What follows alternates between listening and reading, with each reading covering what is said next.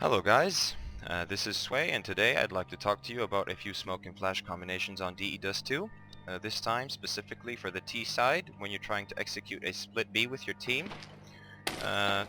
This is my line, and first of all let me just show it to you and then I'll talk about it a little bit more in depth and what you should be aware of when executing this.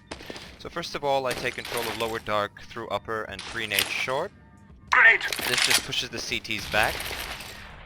Then the standard CT smoke, and I do a pop flash in Throwing middle. a flashback! Right after the pop flash, I peek both sides, kill the closest guy, and then I'm careful about window or a player close up middle.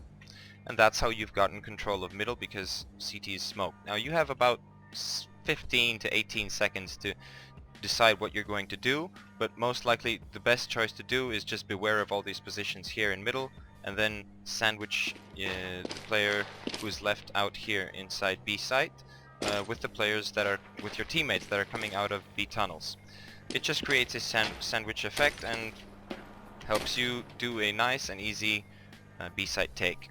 Now to talk about pushing mid to B or executing a split B, almost always it's a very good idea to have short control before you actually do this, and I'll tell you why. Just imagine a CT sitting right here in this position, and nobody's ever looked at him, nobody's checked him, so you don't really know the players here until you've had eyes on him in short. And to be honest, if you're doing this strategy, all you really have to do to counter it is just throw a smoke here so nobody can kill the player from top mid who's controlling him, and just as you're executing he just jumps down and backstabs you and kills you, and thus your whole strategy doesn't work just because you've had no map control. So before executing any mid to B split or taking bomb site B, please do make sure you have control of short. Now as I showed you the line before, you could see I pre-naded short from lower tunnels, and there's a reason I'm doing this. It's because if you're trying to execute a split B fast, you don't have really time, or you just choose not to take control of short. Thus, if you pre-nade this position together with someone, first of all it shows you that you're maybe trying to take control short, and the CT player will most likely back off because he's getting double naded, so he's probably going to fall back site or maybe even fall down here in CT spawn and watch middle. It just creates the element of doubt whether you are or not pushing short or mid to B. It's always the question CTs who are playing close up short here are trying to find out. As I mentioned before, there should be a player on long watching A long double doors just for map control purposes.